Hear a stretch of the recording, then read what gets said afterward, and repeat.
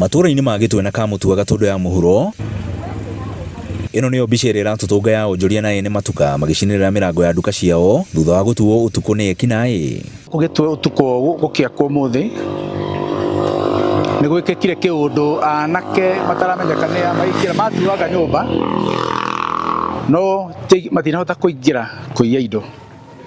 Anake acio nĩ kuonania kwĩna insecurity thĩinĩ wa itũra rĩrĩ ritũ, na tũikarĩte thĩ na business community na tukabanga mikakati ya ũrĩa tũngĩthondeka itũra rĩrĩ ritũ.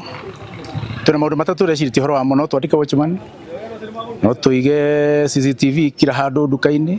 Rũgongo ũtanathiĩ it's less than 2 kilometers kwĩ nduka ĩmwe mamanĩnjire kũingĩra mahota gũkua iria mĩgate, matigũkua indo ciĩna bata, magũkua mĩgate, iria, biscuits, Regals, o indo cia kũrĩa meteithie nacio. Maugĩte kuongerereka gwa ciĩko cia ũici matũra-inĩ maya gũthiĩte na mbere na kũmatũngia hathara ona kũmaigana wagagu wa gũcokio na thutha mahinda-inĩ maya maritũ ma kĩwonjoria. Nĩ matuĩkĩte a gũtũhithũkagĩra na mena ciraha cia mĩthemba yothe tondũ maroka magatua makuburi nĩ ta maya ona wageria gwetha makuburi ma goro no maroka magatua na makaingĩra.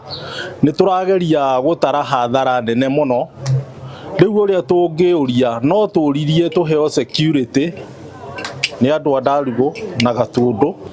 Korwo no tũgĩe na police station nĩ wega mũno tondũ korwo police station ĩrarĩ ho ũndũ ũcio hihi kana arĩa marenda gũthugunda maũndũ maya nĩ mangĩretigĩra. Nĩciĩko maugĩte atĩ cikoretwo cigĩthiĩ na mbere kwa ihinda, rĩu makiuga atĩ no menda itũra rĩa Gĩtwe rĩkorwo na borithi na oho makĩenda borithi magacĩrithie mĩriũngo ya ũtukũ matũra-inĩ macio. Arabu nĩ tũrahoya ihoya rĩmwe kwĩ thirikari nene ĩtũteithie ũrĩa tũngĩgĩa na police station haha tondũ kĩroko twathiĩ kũ report twĩrirwo gũtirĩ na ngari ĩngĩhota kũrehe borithi thĩinĩ wa Gĩtwe, koguo nĩkĩo mĩkora yongererekete tondũ thĩ ya wea gũtirĩ na ngari, so hakuna vile naweza shikwa.